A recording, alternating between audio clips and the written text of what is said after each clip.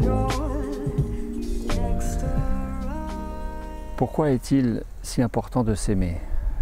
Nous l'avons vu, cela conditionne notre capacité à nous déployer, nous réaliser dans cette vie et finalement à être heureux, heureuse, à s'accorder le bonheur auquel chacune aspire. Mais s'aimer au présent implique implicitement d'être en paix avec soi-même, au présent mais aussi par rapport au passé, le passé que nous avons vécu, connu et qui est enregistré en chacun d'entre nous, les fameuses mémoires. Ainsi, l'adulte, homme-femme que nous sommes aujourd'hui, afin d'être heureux, épanoui, heureuse, épanouie dans sa vie de tous les jours, implique d'être en paix avec l'enfant du passé, petit garçon, petite fille, enfant, petit garçon, petite fille, adolescent, adolescente, nourrisson, bébé, que nous avons été.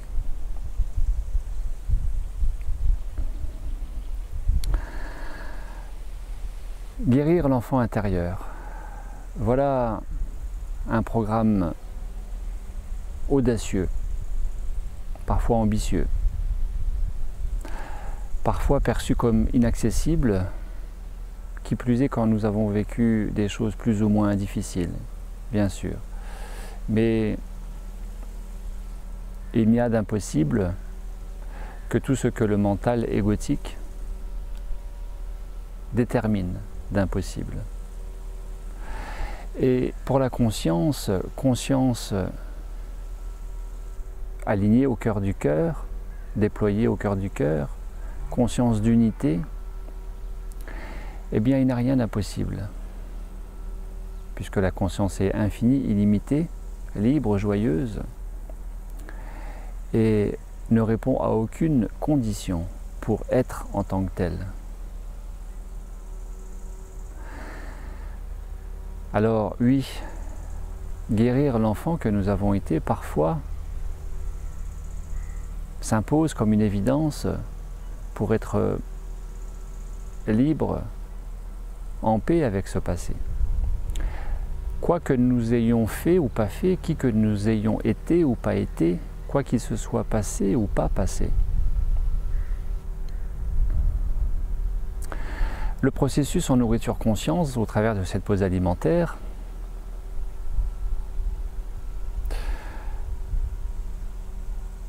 se réalise aussi au travers, dit-on, d'un alignement.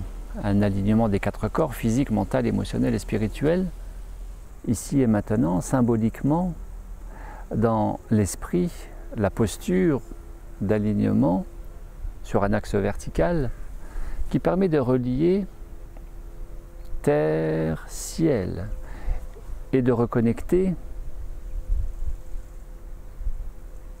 de relancer pleinement l'antenne cosmotellurique que nous sommes d'un point de vue énergétique. Nous recevons énergie ciel, nous transmettons à la terre, nous recevons énergie terre, nous transmettons à ciel et entre-temps, ces énergies de double circulation nous irriguent, nous alimentent, nous régénèrent, nous impulsent dans cette propension à nous déployer sur cette verticalité de l'être. Et au regard de cette vidéo qui date de 2 ans maintenant, il y a aussi un deuxième alignement envisagé qui est l'alignement sur le plan horizontal. Horizontal voulant dire de où je viens, où j'en suis aujourd'hui et où je vais au futur. Devenir. Unir le passé avec le présent. Unir la projection future avec le présent. Non pas qu'il faille ne plus bouger, rester figé dans le ici et maintenant, ce n'est pas ça. Mais il y a bien des fuites dans le passé, la nostalgie, le regret, la culpabilité. Il y a bien des fuites dans le futur pour ne pas être au présent. La fuite en avant, l'hyperactivité, l'hyperlogorée, blabla, blabla, blabla, que certains d'entre nous connaissons très bien, qui sont autant de façons de ne pas être au présent. Parce que être au présent, c'est écouter, ressentir, et parfois écouter, ressentir des choses qui émergent de l'intérieur et que nous n'avons pas envie, nous ne pouvons pas, nous ne savons pas comment accueillir parce que c'est relativement désagréable, voire difficile. Et ces choses qui peuvent remonter, eh bien, peuvent remonter depuis l'enfance. Guérir l'enfant intérieur est quelque chose qui va se manifester comme une évidence, une invitation à réaliser. À chaque fois que nous nous posons, que nous écoutons, que nous ressentons l'intériorité, eh bien, des messages peuvent émerger et le but n'est pas, une fois encore, de trier, de prendre ce qui nous convient, ce qui nous arrange et de faire, une fois encore, le jeu de la dualité et de rester coupé de soi-même, mais d'accueillir, ce qui permet d'intégrer. Intégrer ne veut pas dire refouler, renier, analyser, décortiquer, chercher à comprendre, chercher à contrôler, chercher à diminuer l'impact de. Intégrer, c'est ouvrir, accueillir et être bien avec ça. Alors bien sûr, selon l'importance, la difficulté à réaliser ces intégrations, ces pans de vie qui émergent à la conscience et qui sont là uniquement pour que nous les intégrions et non pas pour nous embêter, nous casser les pieds. Selon l'indication, eh bien évidemment, ne pas hésiter à consulter le coach, le thérapeute, le psychologue, le médecin, le psychiatre. Mais une fois encore, le meilleur médecin, c'est le médecin intérieur. C'est écouter, ressentir, intégrer, accueillir, se laisser traverser par tous ces désagréables qui, de façon magistrale autant que magique, deviennent agréables quand nous cessons d'y opposer toute résistance au présent. Alain, que j'ai accompagné dans un processus de 21 jours, à raison de ces 2 séances Skype par jour, me témoigne un soir, dans sa 2e semaine de processus alimentaire, de pause alimentaire, me témoigne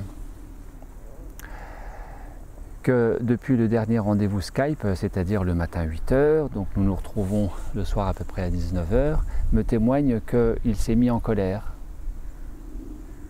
dans la journée contre sa fille, envers sa fille. Et que c'était bizarre parce qu'il était toujours en colère et que ça ne passait pas, cette colère. Et donc pour lui de dire, il y a quelque chose qui ne va pas, je voudrais qu'on aille voir, qu'on aille explorer ça. Alain, de se connecter à sa colère, de ressentir sa colère, eh bien,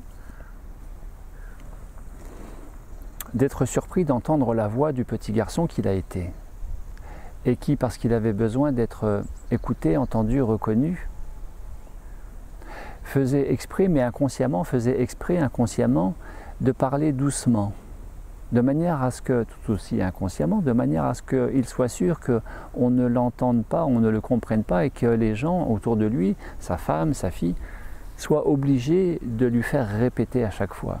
Et puis, sa fille adolescente, de lui dire ce jour-là, « Oh écoute, c'est pas possible, tu nous fais toujours répéter », et lui de se mettre en colère contre sa fille. Et en réalité, la résonance a joué sur cette mémoire du petit garçon qui était toujours là et qui fonctionnait toujours dans ce fonctionnement, dans cette habitude à parler trop bas et à se faire entendre. Tout simplement parce qu'il avait besoin d'être entendu, écouté, reconnu, aimé, protégé, sécurisé, et que c'était le petit garçon qui agissait en lui. Voilà un magnifique réalignement qui s'est fait à ce moment-là, et qui lui a permis de retrouver sa sérénité, sa paix intérieure, sa paix avec lui-même, avec ce soupir de soulagement caractéristique. Comme si les choses se posaient au cœur du cœur, de notre intériorité, de notre cœur. Pile poil, si vous me permettez l'expression, à la fois entre terre et ciel, et entre le gauche et droit, entre le passé et le futur, au cœur du cœur, au cœur de notre être. Ce qui fait l'objet du double alignement, propre à la pause alimentaire, à la nourriture en conscience, et à notre vie tout court. Comment être heureux, heureuse, déployée dans notre vie aujourd'hui si nous ne sommes pas en paix avec notre passé, avec notre vécu, quel qu'il soit, quel qu'il ait été. Et puis, plus récemment, cette semaine, début de semaine, Irène, que je salue, Irène qui me dit, pour moi faire une valise, préparer un voyage, c'est une galère. Préparer une valise, ça me prend énormément de temps, j'ai beaucoup de mal à faire ma valise. Je me sens pas bien avec ça.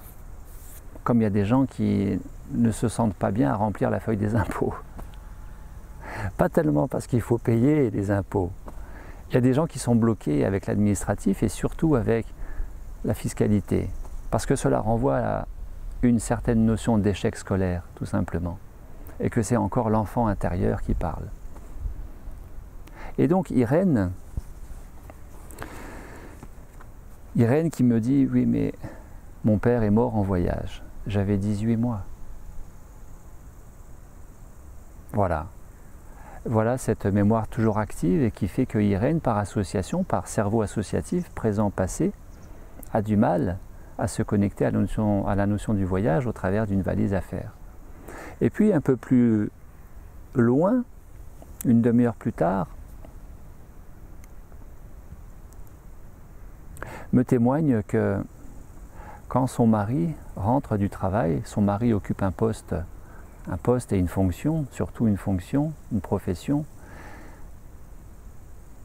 particulièrement stressante.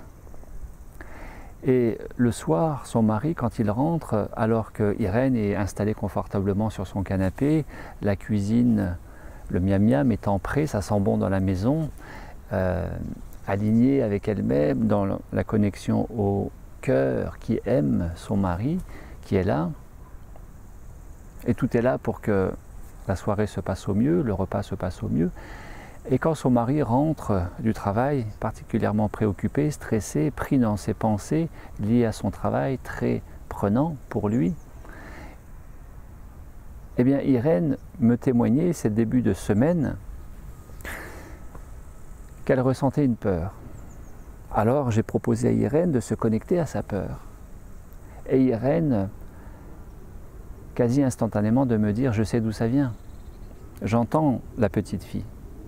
J'entends la petite fille qui est là et qui confond mon mari avec mon papa, qui n'était pas forcément conscient jusque-là, et que la petite fille qui a perdu son père à l'âge de 18 mois a grandi sans le référentiel officiel, affectueux, sécurisant du père dans sa vie, et qui s'est construit dans un profil de battante. Il faut y aller, il faut tenir le coup, il faut tenir debout, il faut y aller. C'était un fonctionnement de sécurisation en l'absence du père et de tout ce qu'elle a pu vivre par ailleurs, bien sûr.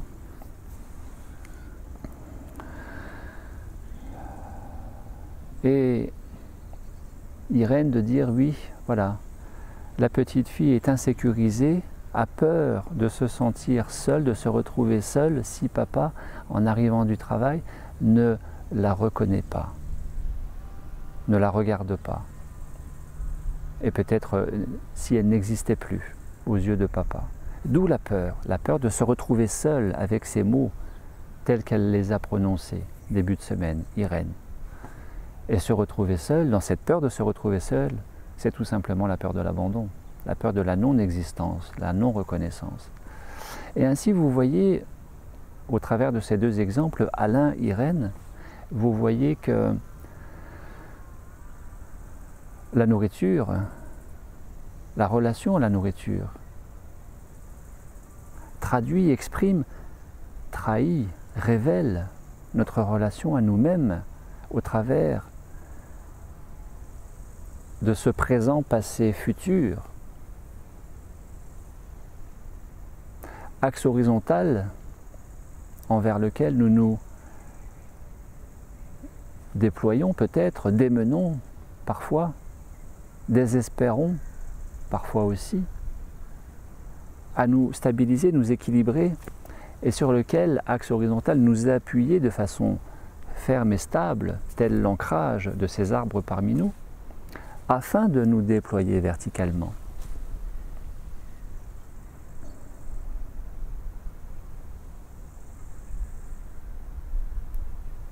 De ce que nous avons vécu au passé, influence cette qualité d'être au présent.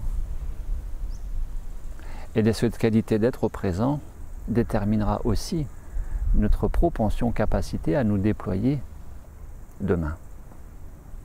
Ainsi, si nous voulons asseoir véritablement les conditions d'un réel déploiement dans nos vies, certes, la pause alimentaire fait énormément de bien, la détoxination, plus de santé, le déconditionnement, plus d'allègement dans cette matérialité psycho-émotionnelle, psycho-égotique, mentale égotique, souvent trop lourd dans nos corps, trop dense dans nos têtes, et si fréquemment déconnecté d'une véritable connexion au cœur du cœur, eh bien, unir le passé au présent, être en paix avec son passé, guérir l'enfant intérieur. Voilà ce que cela implique aussi qu'une pause alimentaire, et pas simplement se nourrir de la lumière, soleil, soleil, soleil. Oui, mais ça c'est l'extérieur, c'est bien. Il y a aussi l'intériorité. Le soleil intérieur, la conscience solaire, comme disent les orientaux, c'est le rayonnement du cœur, unifié, pacifié, passé, présent, futur. Comme le dit tout aussi bien, neuroscientifiquement parlant, le docteur Joe Dispenza. Dans ce dessin qu'il nous avait fait à Paris, février 2017, et qui exprime exactement la même chose. Passé au présent, futur au présent, et ainsi de se déployer.